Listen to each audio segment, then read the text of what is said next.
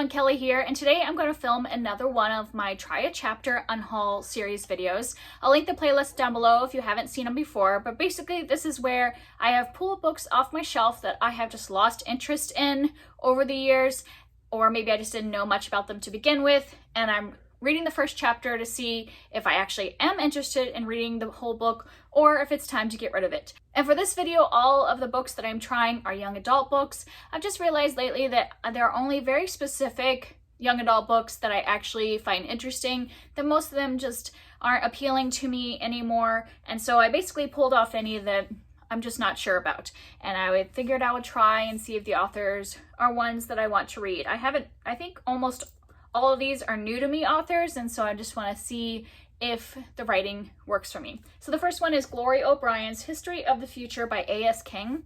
I've heard a lot of really good things about A.S. King, but I feel like she's one of those authors that are hit or miss for people because her writing is very almost like absurdism, I believe, and so I don't know if I'm going to like that or not, but I figure it's the kind of writing style I'll know right away if I'm going to get into it or not, so I'm going to give that one a try. And then I have Blood Red Road by Moira Young, and this is the first in I think a trilogy of dystopian novels, and I do like dystopian novels, but I'm kind of shying away from young adult dystopian lately, so I figure I'll just try this and see if it works for me. And then the only author I have read from is Emma Mills, and this one is Foolish Hearts.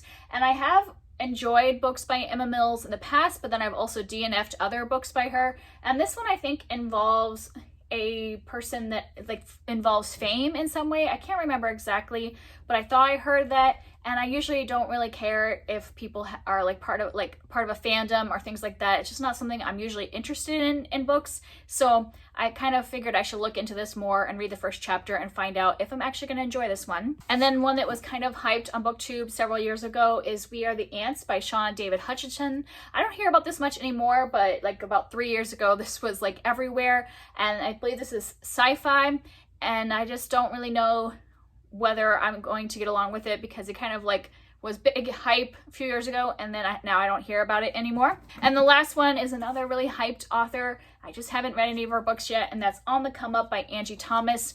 And I do want to read some of Angie Thomas's books, but I don't know if I want to read this one because I know it's about a girl who wants to be a rapper, and for some reason reading books about people that want to be musicians isn't that interesting to me. I like watching movies about that because they can include the music or dance or whatever the talent is in the movie, but to read a book of that, I'm not super interested. This book was given to me by a friend. She was just passing on some of her book of the month books that she had already finished, and so it was just a free book, so I thought I would try it, but I just don't know that it's going to be for me. If it becomes a movie, I'd probably watch the movie. So those are the 5 young adult books. I'll let you know when I have read a chapter from one of them. Okay, so I read the beginning of 2 books. So we'll start off with We Are the Ants. And I ended up reading 2 chapters of this because the first chapter was only 4 pages long. And the synopsis that I had heard, and then it collaborated when I read the back of the book, is that this boy who's going through a lot, I think his ex-boyfriend had recently died, and so he's going through a lot in his life, but then he's also getting abducted by aliens occasionally, and then the aliens basically tell him that the earth is going to be destroyed unless he pushes this button, and he's given so many days to decide whether or not to save the earth. And so I think this book will be kind of that philosophical thing where he's trying to decide if Earth and humanity are worth saving, and stuff like that. So that's kind of the synopsis, and we also pretty much learn about that right at the very beginning. So even in chapter 2, which like I said was 4 pages into the book, he's talking about this is the day that the aliens told me the Earth is going to be destroyed. So we find that out right at the beginning of the book. So my first impressions from those chapters is this is written in first person, and it's definitely from this boy's point of view, and it's definitely written a teenage boy telling about all of this. And so there was already a bunch of kind of crude jokes and boy humor and things like that, and definitely teenage boy humor and stuff.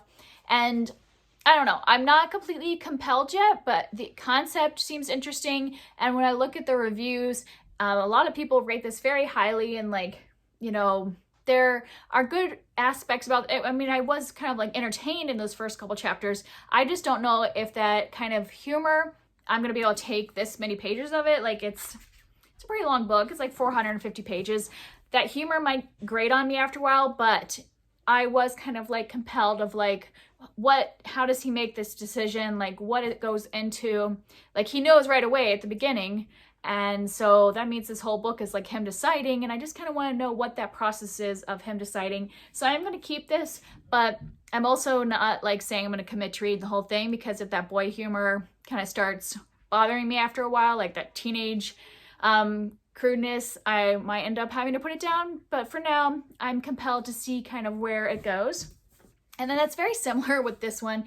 I then read Foolish Hearts, and I just read one chapter of this. And at first, when I was like halfway through the chapter, I was like, oh, I'm definitely not going to continue this, because it started like they were at this party, a bunch of girls, and it was like really catty teenage girl behavior, the way they were treating each other and like making a big deal about things that aren't really a big deal, and like over dramatizing a lot of things. And I was like, oh, I just don't know if I'm gonna care.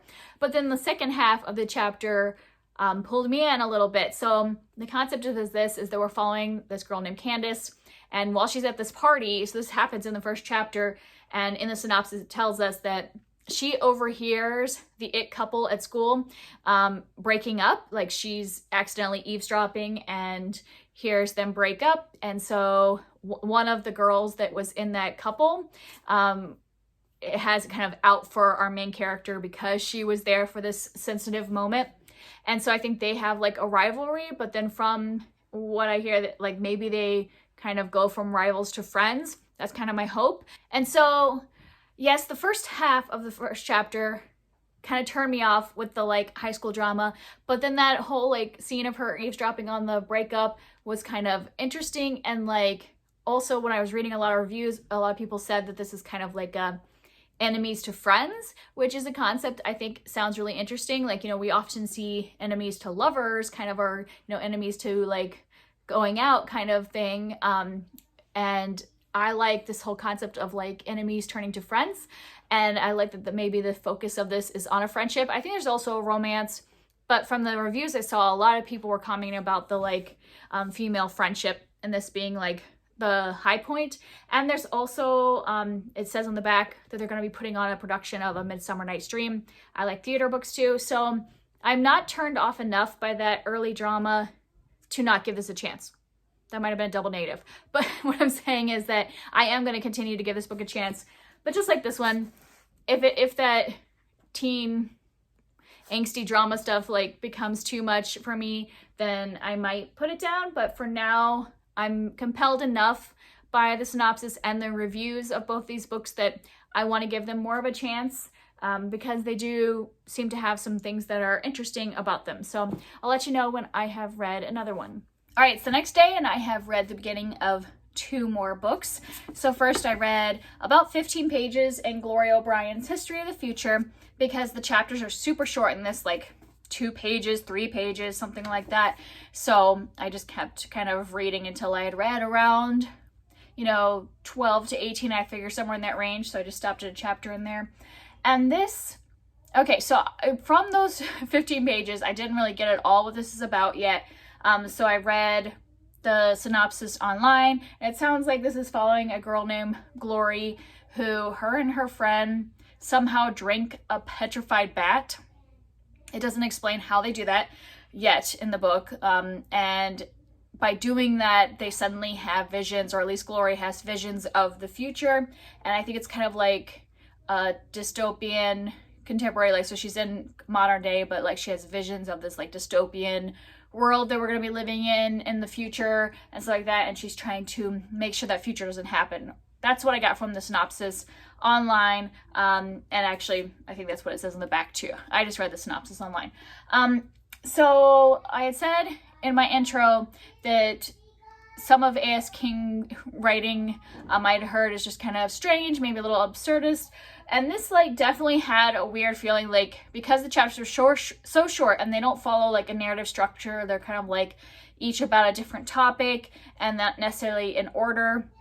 it goes back and forth in time and there's not like markings of when it is. It is a bit strange, and like nothing in those 15 pages really pulled me in. So I read some more reviews, things like that, and it just doesn't sound like this will be something that I enjoy. Like I said, nothing in those 15 pages appealed to me at all or made me want to keep reading. And after reading a lot of reviews, I just don't know that this book is for me. I had saw in a lot of the reviews that you know, A.S. King rates much different, like each of her novels kind of is a lot different. And so I might try one of her more recent ones at some point. Probably won't buy it. I'll probably just get it from the library to try it first. But this one I don't think I'm going to like. Just from what people were saying about the main character online and stuff like that. I just don't think this one will appeal to me, and it didn't pull me in at all. I can't imagine picking that up anytime soon. And then I picked up Blood Red Road, and I think I read like 24 pages of this. So this is the one I read the most of, because it doesn't really have chapters. It's just kind of split into sections really, or at least the chapters are like 40 to 50 pages long, and then within the chapters there's little like sections. So I just kind of kept reading until I kind of felt like I got a gist for this. And this is a dystopian book. It takes place in this like dust desert type landscape, and at the beginning we're introduced to our main character Saba, and this is told from her point of view, and she has a twin brother and she has a younger sister, and her dad are all like surviving alone in this, you know, dust wasteland. And from the synopsis it sounds like her brother is taken by some people and she has to go save him. I hadn't really reached that point. I just got to the point where I think the people come that are going to take him, and I stopped reading at that point, 24 pages in. So we're just getting to know her family, and that there's like a lot of animosity going on in the family right now because their dad wants them to stay in this place and says it's too dangerous to leave, but the brother wants to go out and find other people or find a different place because they're running out of water where there are and all this stuff. So there's a lot of like stuff happening in the family, and yeah, that's kind of where I am. This book is written in a strange way. There's kind of like, not made up words, but like the words are spelled differently or a different dialect of the words. I'm assuming because this takes place in the future. And there's also no like quotation marks. So there like just kind of keeps going. And even though there's dialogue, there's no quotation marks. So at first I thought that was going to be hard to read in the first few pages, but it quickly became just second nature to read it. Like the dialect didn't mess me up at all, so I don't think that'll bother me. I'm interested so far. I mean, I read 24 pages, which is more than I read in any of the other books in this video so far. So I think I'm going to keep going. The only thing that gets me a little worried is that, like, you know, it says on the front, better than the Hunger Games, and this book will blow you away and all this stuff. But this is already like 10 years old, and I hardly ever hear people talk about it. So, you know, Hunger Games is very famous and popular, and I hardly hear anybody talking about this book, so that makes me a little worried that really it isn't at the caliber of Hunger Games. I don't know if that's just because it came afterwards and so it's not as well known, but yeah, I don't hear about it that much, so I don't know if that means it's not really that good. And this also was optioned for a movie way back when it first came out, and that, once again, that's 10 years ago, and the movie never came to be. So I'm just wondering if this popularity died very quickly. But I'm gonna give it a try. Maybe it's like, you know, a diamond in the rough where people just didn't appreciate how good it was at the time or something like that. We'll see. I might be wasting my time. But if I get to the end of this book and I'm not sucked in and wanting to read the whole trilogy, then it's fine. I'll just read one book. I have no problem DNFing a series and not continuing it. But at least, I mean, I was pulled along to read quite a few pages. So want to keep that one for now. So out of the 4 books I've read, I'm only getting rid of 1 book. So we shall see with the last one, if it's one I keep, one I get rid of. Maybe this will be one where I really end up actually interested in all of the books. All right, time for the last book. So I read the first chapter of On the Come Up. I think it was pretty average length chapter, so I feel like it gave me enough to go by. And so in our first chapter, we're just starting to follow our main character. I've forgotten her name already. Bree.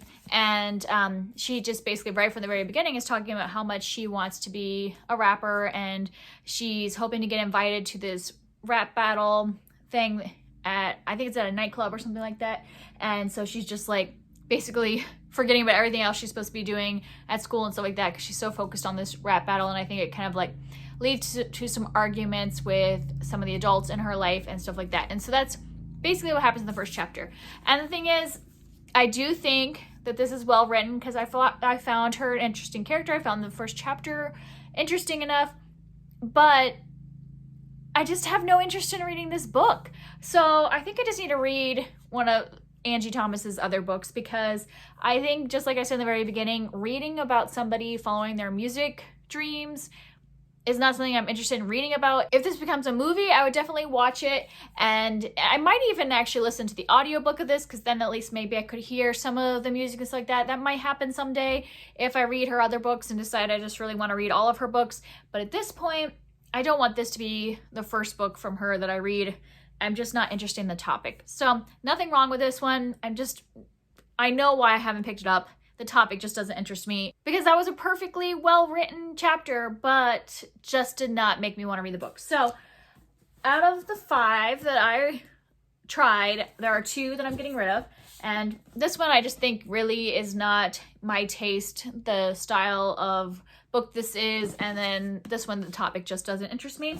And then so I have 3 that I am interested in continuing, all of which I think are a few years old, so they're not really popular anymore. I think actually Blood Red Road is like 10 years old, so probably not a lot of people talking about these books anymore, but they did pull me in at the beginning, so I'm interested in continuing. If you've read any of these, let me know what you think, because I'm still not like completely sold necessarily on any of them. Like if you hated one of these books, let me know why you hated it, and I might reconsider. Or if you really love them, let me know, and then that'll give me a little more incentive to keep going. So I'm just gonna add these to my list of ones that I have tried and are interested in finishing. So that's it for me this time. I'll just have one more of these try chapters coming up probably next month, and then you'll see a big unhaul from me. See you next time. Bye.